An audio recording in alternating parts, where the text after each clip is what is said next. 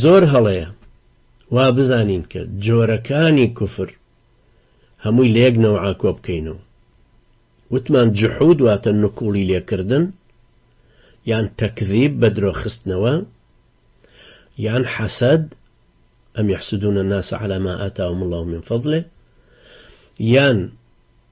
باوەڕنەهێنانەکەی هرقل، باوەڕنەهێنانەکەی ئەبوو طالب، باوەڕنەهێنانەکەیان سوژدە نەبردنەکەی ئیبلیس، ئەمانە کە هەمویان پاڵنەری جیاوازن، جۆری جیاوازی کوفرن، ناشێ هەمویان کۆ بکەین و بڵین مادام جحودی نەکردووە، مادام ئەمەکو بەدخەلیەکان ئەڵێن کاکە مادام ناڵێ کافرم، ئەڵێ عەبدولەتیف ئەڵێ ئەی کاکە ئێوە بینیوتانە ئەم پێشمەرگانە ڕۆن کە نوێ زۆرینیان نوێژەکەن، ئەو ئەڵێ من چوومەتە جەبهە بۆی بەرگری لە عەلمانی بکەم و دژی ئیسلامە بمەوە، ئێوەڵ ئەگەر وایوت منیش ئەڵێم کافرە. جا ئەحمەق هەیە لە دنیای لەناو موسڵمانانەوە بڵێ بەرپرسێتیشی بزانێکەوێتە سەر، کەس وا ناڵێ. بۆیە ضروریە ڕەد لەوانەش بدەینەوە بە دەلیلی شەرعی، ئەمانە هەمووی ڕوونکەینەوە بۆ ئەوەی کە ئەوانە بە هەڵەدا چوون کە پێیان وایە هەموو جۆرەکانی بە کافر بوون کۆکەینەوە لە نکوڵی کردن و بە درۆخستنەوە، کە باعتیبار تەکذیب دژی تەصدیقە، یعنی لە سەرەتاوە ئیمانەوەی کە لە دڵی چەسپیوە و پێغەمبەری خوای بە ڕاستگۆزانیوە، ئەمەی مرجئەکانە ئێڵێن. ابن تيمية رحمة إخوائي لبير لمجموع فتاوى لمجلد حوتم لا فرد 192 أفرمه. والكفر لا يختص بالتكذيب، كفر كافر بون بيوسنية فقط ببدر خصنوه،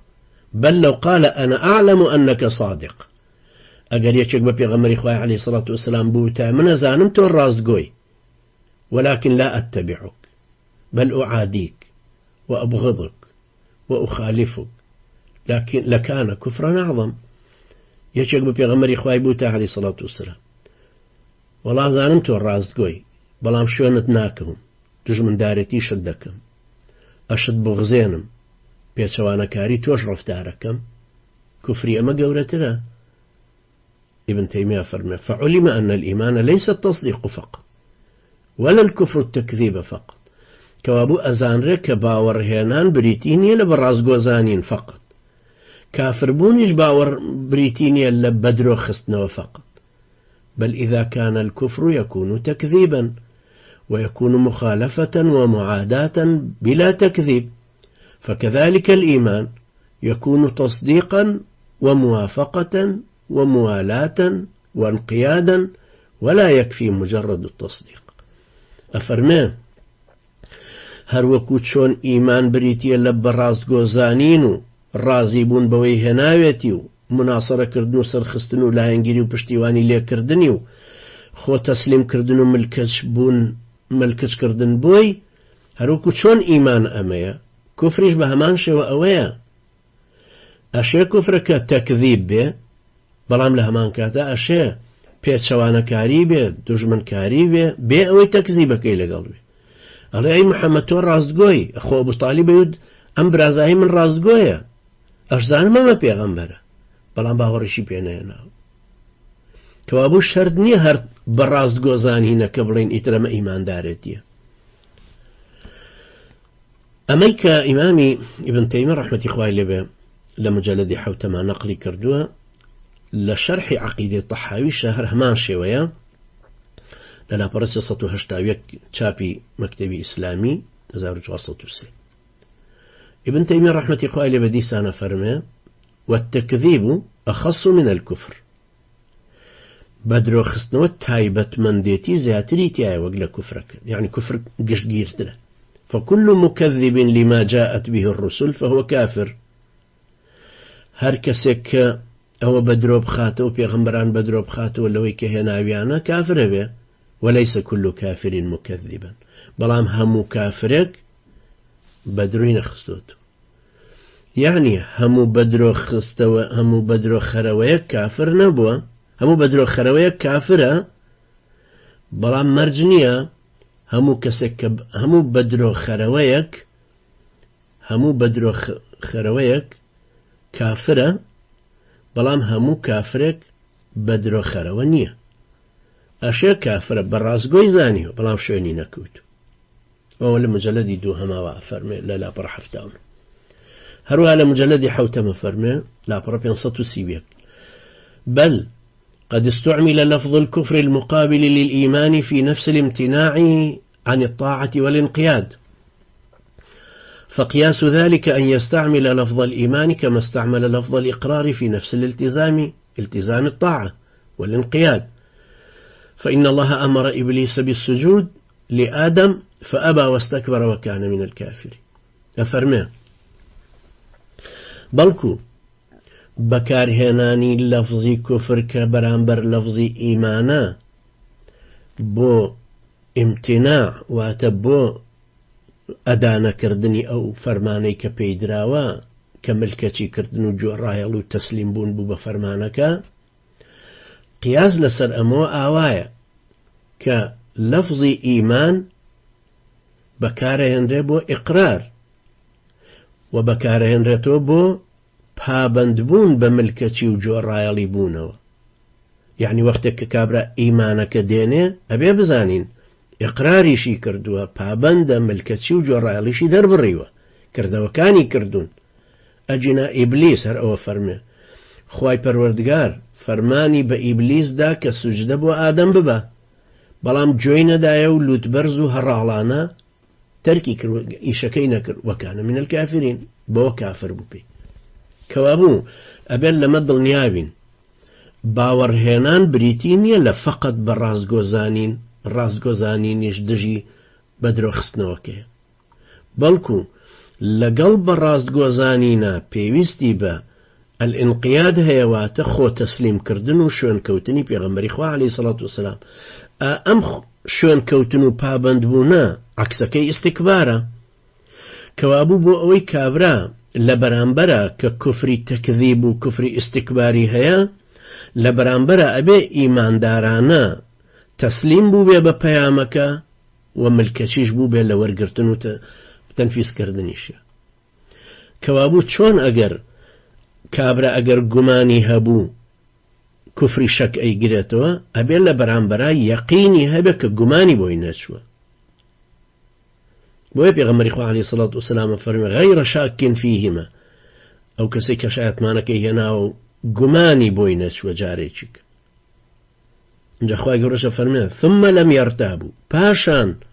تردديان تيانكو درا راي ودو دليو قماني عنكو تناو إيمانك يعني. كوابو أبي حتما لقل إيمان هنانك تسليم بون بهبه انقياد هبه و پابندبون جۆڕایەڵی ملکەت کردن خۆشەویستی خوای گەورە خۆشەویستی پێغەمبەری خوا عەلەیهی سەڵات وسەلام ئەمانە هەمووی هەبن چونکە سەیری کە خۆشەویستی خوای گەورە و پێغەمبەرەکەی عەلەیهی سەڵات وسەلام لە بەرامبەریا چی هەیە کوفرێکی تر هەیە پێوترە کوفر البغض یا کوفری حەسەد ئەم یحسودون الناس على ما آتاهم الله باوەڕیان نەهێناوە لەبەرەوەی لە حەسوودی خۆیانە ئەمانەی بەرامبەری یاوەرەکان باوەڕیان هێناوە و پێغەمبەری خۆیان خۆشە چونکە خوای گەورەیان خۆشە ئەم ئیشانەی کە بەرامبەریەکە وەستنەوە ئەبێ ئەمەمان لا ڕوون بێ ئیمانێک لە ناخ چەسپیوە کوفرێک لە ناخ چەسپیوە لە بەرامبەریە لای کابرای بەرامبەر ئەم مسلمانە تەصدیقی کردو ئەو تەکذیبی کردو هەرەوەندە کافی نین ئەم مسلمانە کە تەصدیقەکەی کردووە ئەوانەی وەرگرتووە کە پێغەمبەری خوا هێناونی عەلەیهی سەڵات وسەلام ئینقیادی هەیە بەڵام ئەو کافرە لەو بەرەوە تەکذیبەکەی کردو ئەشێ مستەکبرانە وەری نەگرت لە بەرامبەریە ئەم لەم بەرەوە مسلمانەکە پابەندە جۆڕایەڵە ملکەچە خۆشەویستی خوای گەورەی لە دڵایە خۆشەویستی پێغەمبەری خوا عەلەیهی سەڵات وسەلام لە دڵایە لە بەرامبەرە کابرای کافر کە لە ئیعتیقادیا کوفرە تەکذیبەکەی کردووە و هەروەها لوت بەرزانە باوەڕی نەهێناوە یان بەدرۆی خستۆتەوە یان کوفری شەکی لە دڵ و دەروونە هەیە و دوو دڵە و ڕاڕایە و گومانی هەیە یان کوفری بغض و کوفری حەسەد لە دڵ و دەروونی هەیە ئەوانە هەمووی لەو بەرەو کۆبوونەتەوە هەروەکو لە بەرامبەر ئەمان لێرە کۆبوونەتەوە ئەگەر ئەمەمان زانی ئەو کاتە هەست پێەکەین غەڵەتی ئەو کەسانە لەکوێیایە کە هەمویان تێکەڵ یەک کردووە یان هەمویان حەسر کردووە هەموو کوفرەکانیان کۆ کردوتەوە لە تەکذیب یان لە جحود هەروەکو چۆن لە بەرامبەریشە تعریفی ئیمانەکەشیان وا کردووە كاعتقاد وإقرار لنا خيانة هي كنازانين هي يعني بلام ظاهرا إقرار ينكردو بيغمر إخوان برازقو زاني واتا تصديق ينكردو كوابو أمانيك ألين إيمان شتيكا إيمان بريتيا للتصديق لبران بريش هاوتو يعني كفرش بريتيا للتكذيب يعني جحود كجحودك قولك أو ترهروك تكذيبك بهالا داجون يعني حصرك كنابي هر لو أبو استي بيستي بشرحي جي زورتر هي اللقوبة بكاني تريش يقرأتو بويا أواني أهل السنة وجماعة كإمام بخاري رحمة إخوائي بالهزار دو صدك سوء حديثاني ورقرتو كفرمويتي هميانا ينفرمو الإيمان قول وعمل قول عمل كبريتي لما كإمام الشافعي رحمة إخوائي بفرمي اعتقاد قول عمل هرسيشيان بيك هاتي إيمانكن هيتش دوانيان ببيك كيتريان نابي بالضبط وكلم سردمي إما الرسمي كين سيغوشا الرسم كين لا يتشيان لا ببين ببزاوية نابي بسيغوشا أما بيناسك إمام الشافعي رحمة إخواني طبعا بيناس إمام مالك وهي أي مكاني ترجع لإمام أبو حنيفة رحمة إخواني لبيا وهروها إماماني ترهواني تركب دوانا هاتون جل متأخرين شافعي وحنفي كان كلا سرشعري وما تريدي هاتون إيمانك خوي بريتي لم سيبيك هاتي الاعتقاد بالجنان أبي باوري لناخيا تسبابي والإقرار باللسان بالريار بدا بزمان والعمل بالأركان والعمل بالجوارح يشكرتنيش بو إيمانة شي داواك أبي أو داواك أما وكو أوايا فرقك بين إمامي أبو حنيفة رحمة إخوائي بك لفقهاء مرجئة يعني ألبانيا أماني ترك لسر أو ديدو تصور الروشتون كما دام جحود واستحلال وتكذيب لقلنيا كوابو كابرهر إيمان داره باهر چی قولی کفر شی بك با قرآنش فرداتنا ونجاسته إيش كيل إيشي كفر شي أو أنواع هذا بلام ترى فكيتري أهل السنة وجماعتها ميانا فرمنا مجرد بوتنا كي بي كافر به لقد كفر الذين قالوا يعني بكر دو كبي كافر به هر فرداتنا ونجاستك وقرآن كفرداتنا ونجاستك وبي كافر به أما أم جاوازي ليرا لسبب أويك وكو أوي بلين أما كمبيوتر اما همومان لسر اما متفقين كأما كمبيوتر لبردسمان يا اما تلفون بلام دواي ام باور هنا نمان بكمبيوتر وتلفونيات يكي چي لسر مترتبه بي چي لسر دا امزده ايلين كمبيوتر بيسا بخين ايش تلفون بيسا بكاري بينين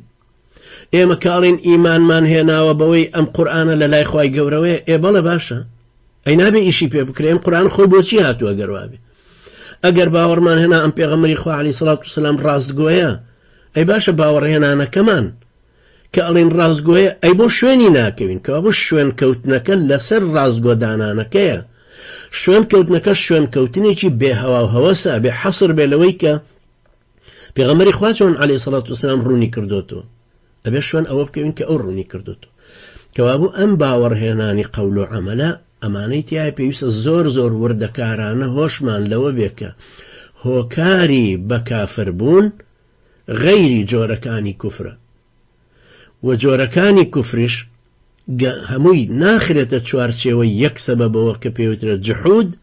يان دو سبب وكبيوتر استحلال يان تكذيب لبرب يسلمش آقادار من شوك تفصيلاتي هي مسألة تكفير آوى حساسة آوى قرنقة آوى كاريقرة آوى لقوبوبي هي بيستشار زاي ببينو هروا